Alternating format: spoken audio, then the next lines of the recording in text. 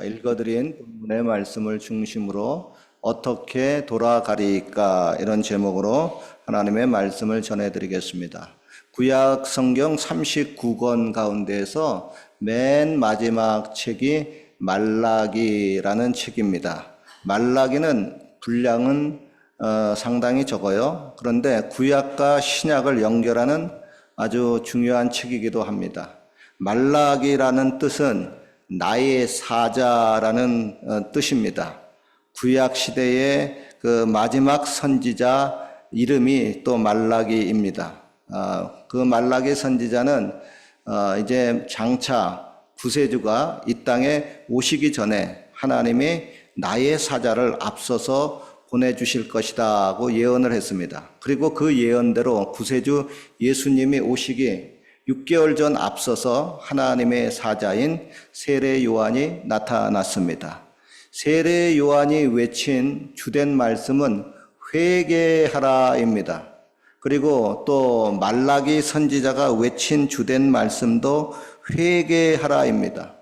회개하라라고 하는 그 단어는 히브리 말로 슈브라고 하는데 이 뜻은 잘못된 길에서 돌아서다 혹은 방향을 전환하다라는 군사용어입니다. 군사용어라고 하는 것은 이것은 반드시 지켜야 할 엄격한 명령과 규칙이라고 하는 겁니다. 즉 잘못된 길에서 돌아서고요. 방향을 전환해야 하는데 이것은 저와 여러분이 살고 죽는 굉장히 중요한 뜻이라는 겁니다. 고로 회개한다고 하는 것은 그것은 선택이 아니라 필수입니다. 회개를 제대로 하느냐 못하느냐에 따라서 죽느냐 사느냐 이게 굉장히 중요한 문제입니다. 그리고 회개하다를 또 신약의 용어인 헬라어로는 메타노이아라고 합니다. 이 뜻은 마음을 바꾼다, change one's mind라는 뜻입니다. 즉 마음이 변화되고 마음을 바꾸어야 진정한 회개가 성립이 된다는 뜻입니다. 신학자들이 자주 토론하는 그 주제가 있습니다. 그 중에 하나가 회개가 먼저냐, 믿음이 먼저냐라는 말이 있습니다. 다른 말로 하면은 회개하고 나서 믿느냐, 아니면 믿고 나서 회개를 하느냐입니다. 순서야 어찌 되었든지 간에 기독교에 있어서 우리가 하나님, 예수님, 성령님, 삼위일체 하나님을 믿는다는 것, 이거 가장 중요한 일이죠. 그런데 이렇게 중요한 것과 아주 동일한 수준으로 성경에서 강조하는 것이 그게 바로 회개입니다. 오늘은 이렇게 너무나도 중요한 회개에 대해서 알아봄으로 같이 은혜를 나누기를 원합니다. 그런데요, 솔직히 말해서 이 회개라고 하는 주제가요, 솔직히 저나 여러분에게 그렇게 재미있거나 인기 있는 주제는 아닙니다. 그래서 오늘 같은 이런 그 설교가 목사님들에게 성도님들에게 굉장히 와 하는 함성을 지르는 그런 그 인기 있는 설교는 아니에요. 그러나 굉장히 너무나도 중요한 또 말씀으로 성경에 강조되고 있습니다. 그리고 또 그렇습니다. 누가 여러분에게 회개하라 이렇게 말하면은 아멘이 먼저 나오는 것이 아니라 기분이 나빠가지고 에이 너나 먼저 회개하라 이렇게 반발감이 생기기 쉽습니다. 그래서 오늘은 이렇게 그 회개하라는 그 직설적인 표현 대신에 하나님께 돌아간다라는 좀 더 그 부드러운 표현으로 바꾸어서 은혜를 나누려고 합니다. 오늘의 본문에 보면 하나님이 이스라엘 백성들에게 말씀합니다. 너희는 내게로 돌아오라. 그리하면 나도 너희에게로 돌아가리라. 이 말을 듣고 이스라엘 백성들이 하나님에게 묻습니다. 하나님, 우리가 어떻게 해야 하나님께 돌아갈 수가 있습니까? 그러자 하나님이 대답해요. 너희가 나의 것, 곧 하나님의 것을 도적질하였느니라. 아니, 우리가 언제 하나님의 것을 도적질했습니까? 이는 곧 11조와 헌물이라. 너희 온 나라가 나의 것을 도적질하였으므로 너희가 저주를 받았느니라. 즉 여러분, 하나님께 돌아가기 위해서는 일단 돈의 문제를 바르게 하라고 하는 겁니다. 종교개혁자 마르틴 루터 알죠? 그분이 이런 말을 했습니다. 당신의 지갑이 회개하지 않고서는 진정한 회개가 아니다. 오늘의 본문도 하나님이 아주 대놓고 말씀을 합니다. 11조는 내 것인데 그것을 너희가 도적질하고서야 어찌 나한테 돌아왔다고 말할 수 있느냐. 즉 여러분, 돈이, 물질이 돌아오지 않으면 그게 진짜 돌아온 것이 아니라고 하는 겁니다. 여러분 중에 이 이야기를 들으니까 갑자기 분노가 치밀어 오르고 코웃음을 치면서 성전을 박차고 나가고 싶은 그런 분이 있지 않나 모르겠어요. 그리고 아이고 내가 다음 주부터는 절대 교회 안 온다 하고 그렇게 결단하고 있는 분이 있는지 모르겠습니다. 물론 그런 사람들 중에 한 사람이 옛날에 저였습니다.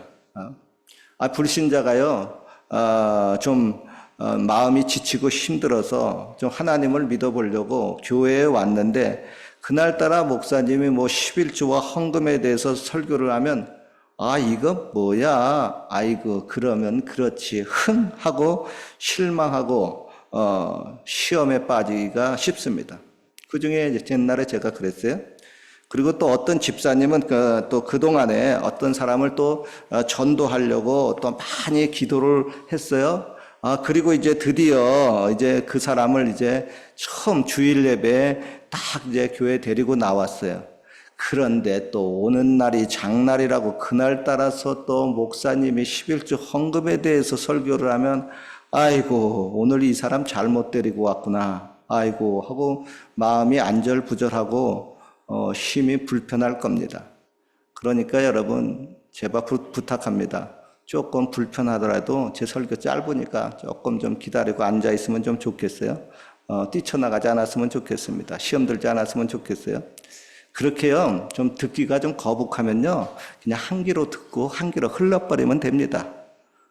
그리고 또 교회에 못 오시는 분들 중에서 이런 분들이 있어요. 나는 아직 담배도 피우고 술도 마시고 또 이런 세상적인 모습으로 교회 다니려고 하니까 솔직히 마음이 좀 자책이 되고 좀 꺼려진다, 불편하다. 그러니까 교회에 나오지 말아야 되겠다.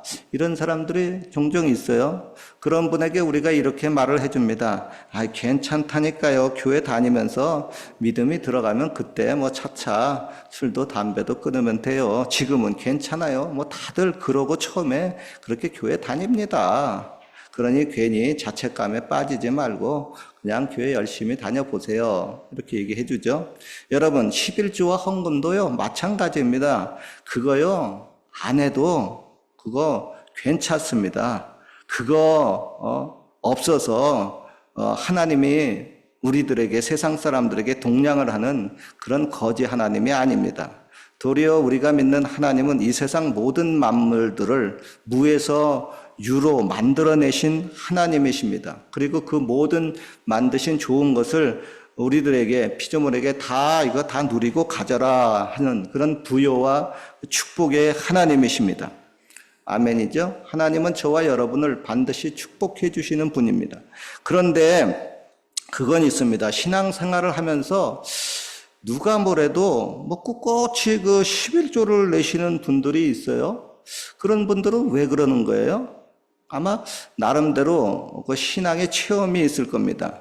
11조를 안 내고 살면 이상하게 돈이 모자라고 남에게 자꾸 참 안 좋은 소리하고 좀 꼬야 되는 그런 가당과 저주가 잘 안 떠나기도 하고요. 또 결정적일 때 뭔가 좀 형통이 돼야 되는데 불통이 되어가지고 마음이 굉장히 초급해지고 상하는, 다급해지는 그런 일도 발생이 되고요. 그리고 또 이런 11조를 또 이렇게 반면에 드리면은 분명히 계산상으로는 돈이 모자라서 이거 거지가 되고 파산이 돼야 되는데 도리어 11조를 안 내고 살 때보다 더 여유가 생기고 나중에 보니까 또 부자가 되는 겁니다. 더구나 10년, 20년, 30년 오랜 시간이 지나게 되면은 11조를 들으신 분과 안 들으신 분의 모습이 확연히 차이가 납니다. 더 나아가서 또 그 자녀와 자녀의 그 자손까지 그게 영향이 미치게 됩니다. 그러니까 여러분 인생의 종착역에 도달할 때가 되게 되면은 이게 명암이 분명히 갈려지게 됩니다.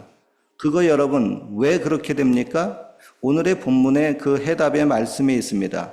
만군의 여호와가 이르노라 너희의 온전한 11조를 창고에 들여 나의 집에 양식이 있게 하고 그것으로 나를 시험하여 내가 하늘 문을 열고 너희에게 복을 쌓을 것이 없도록 붙지 아니하나 보라.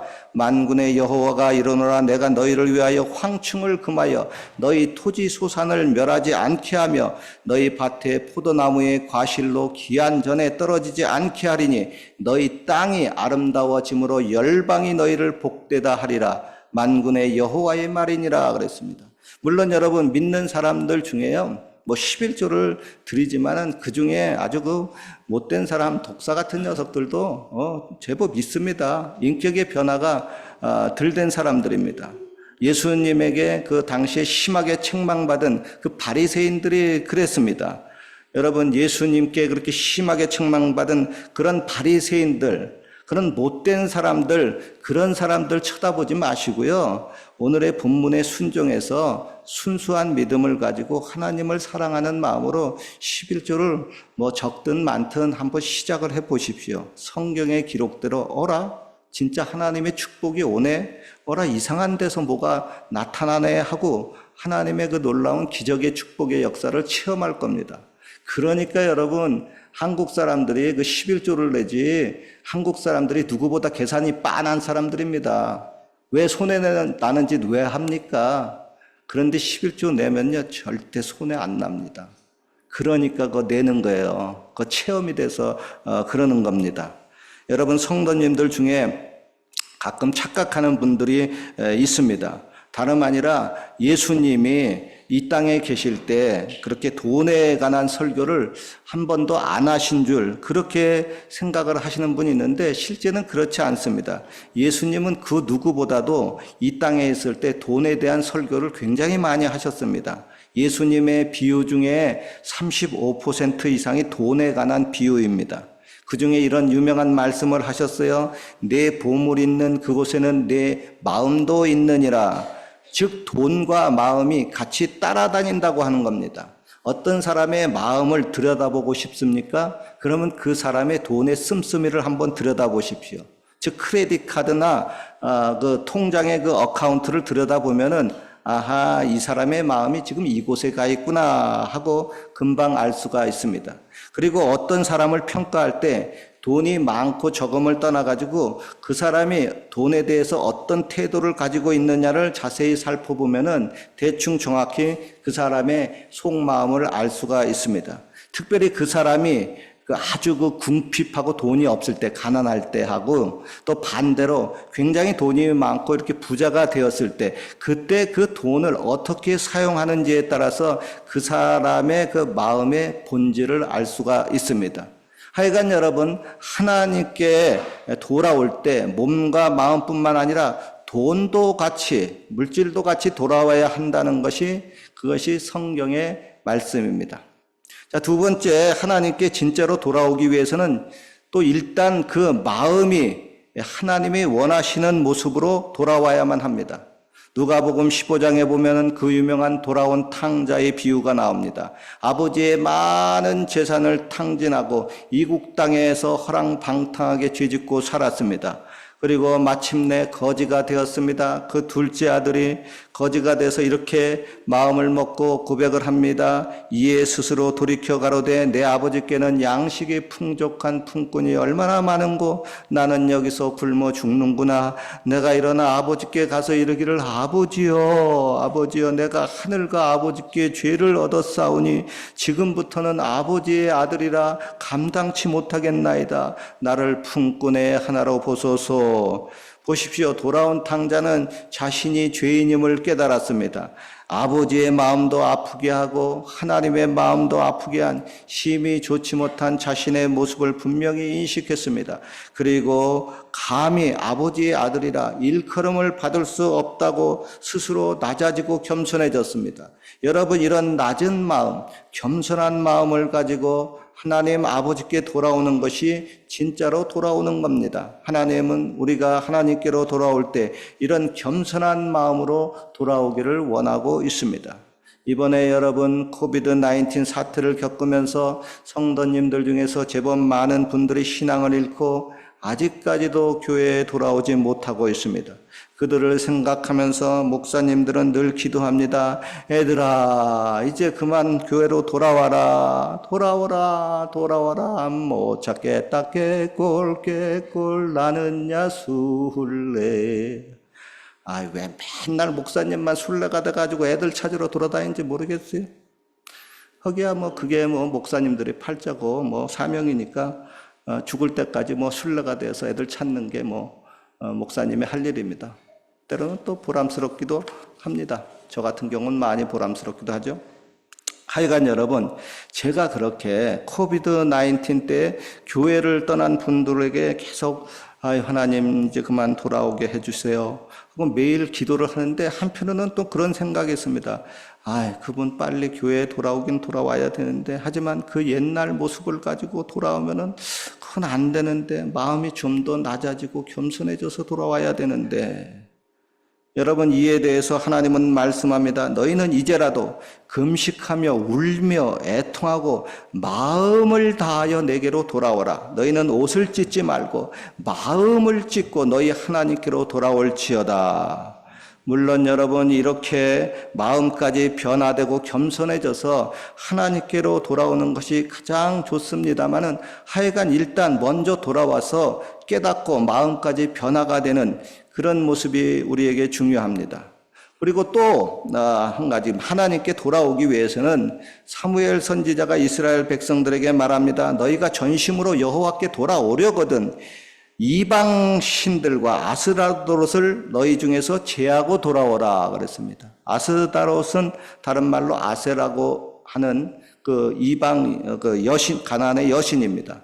그 밖에 또 이방의 잡다한 신들이 많이 있어요. 우상들이 참 많습니다. 그러니까 하나님께 돌아오기 위해서는 이러한 잡신, 그런 우상들을 제하고 하나님께로 돌아와야 진짜 돌아오는 것이라고 말씀하고 있습니다. 창세기 35장에 보면은 야곱이 가나안의 외지 생활을 다 청산하고 다시 가족들과 함께 하나님의 집인 베델로 올라가려고 합니다. 거기서 하나님 앞에 예배 드리려고 합니다. 이때 식구들에게 말씀을 합니다. 너희 중에 이방 신상들을 버리고 자신을 정결케 하고 너희들의 의복을 바꾸라 그랬습니다. 즉 그동안 이방 세계에서, 세상 속에서 살면서 또 그 세상의 잘못된 풍습, 잘못된 문화, 잘못된 사상과 그런 생각과 행동들을 다 버리라고 하는 겁니다. 특별히 의복을 바꾸라고 하는데, 여러분, 의복은 성경에서 성도들의 행위를 뜻할 때 쓰이는 단어입니다. 어떤 분이 꿈을 꿨습니다. 자신의 모습이 나타났습니다. 근데 자신이 입은 옷이 심히 찢어지고 더러워지고 있었습니다. 그런데 그 옆에 강력한 하이타이 세제하고 또 함께 빨래 비누 한 박스가 옆에 놓여져 있었습니다. 여러분, 이게 무슨 뜻일까요? 바로 너의 행실이 바르지 못하고 더러우니까 그거 빨래비누로 빡빡 빨아라, 하이타이로 세탁을 하라, 행실이 바르게 되라 하는 뜻입니다. 반면 어떤 분은 꿈속에서 자신이 옷을 입고 있었는데 너무나 깨끗한 흰 옷을 입고 있었습니다. 그것은 그 사람이 하나님도 인정할 수 있을 정도로 행실이 바르다고 하는 뜻입니다. 성경에 보면 이렇게 예수님이나 천사들이 나타날 때 그렇게 빛나고 깨끗한 옷을 입고 나타납니다. 로마서 12장 2절 말씀입니다. 너희는 이 세대를 본받지 말고 오직 마음을 새롭게 하고 변화를 받아서 하나님이 선하시고 기뻐하시고 온전하신 뜻이 무엇이든지 분별해서 그렇게 행하라고 말씀하고 있습니다. 여러분, 분별을 해야 됩니다. 어느 것이 선하고 악한지 하나님의 말씀을 쫓아서 분별하고 바른 모습으로 하나님께 돌아와야 그게 참으로 하나님께 돌아온다고 하는 겁니다. 그래서 세례 요한이 외칩니다. 회개에 합당한 열매를 맺어라. 이 말을 공동 번역에는 너희는 회개했다고 하는 증거를 행실로서 보여라 하고 말씀하고 있습니다. 여러분, 물론 하나님께 돌아올 때 행실까지 다 바르게 갖춰서 돌아오면은 베스트이지만 그게 뭐 그렇게 마음대로 쉽지는 않습니다. 타락한 인간이 갑자기 하루아침에 천사가 되는 것은 아닙니다. 고로 여러분 일단 행실이 좀 안 좋아도 하나님 앞에 일단 나와서 이렇게 말씀을 듣고 또 기도하고 변화를 받아서 행실을 고쳐나가는 것. 이것이 바로 하나님 앞에 바르게 돌아오는 겁니다. 결론입니다. 나름대로 그럭저럭 교회에 잘 다니는 어떤 성도님이 그날 또 예배에 또 은혜를 크게 받았습니다. 그리고 그날 또 말씀의 또 주제가 회개였었습니다. 그래서 자기가 진정으로 하나님 앞에 눈물 콧물로 회개를 하고 있는데, 그런데 그때 하나님의 음성이 들렸습니다. 이거 뭐야? 하나님이 진짜 살아계셔서 자기한테 나타나서 말씀을 하는 겁니다. 그런데 하나님이 이렇게 말씀합니다. 아무개야, 너 왜 이제 왔느냐? 그분이 그 음성을 듣고 놀랐습니다. 하나님, 저는 옛날부터 어렸을 적부터 교회 열심히 잘 다녔는데요. 왜 이제 왔냐고 이렇게 물으십니까? 아니라 그때는 내가 교회 마당만 밟고 다녔느니라. 이제야 진짜 내가 나에게 돌아왔구나. 그렇습니다. 여러분, 많은 분들이 하나님께로 돌아왔습니다. 오늘도 하나님 앞에 나왔습니다.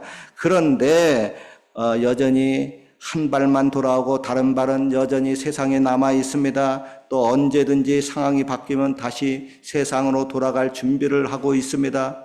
혹은 몸뚱이만 왔지 마음의 중심은 아직 안 왔습니다.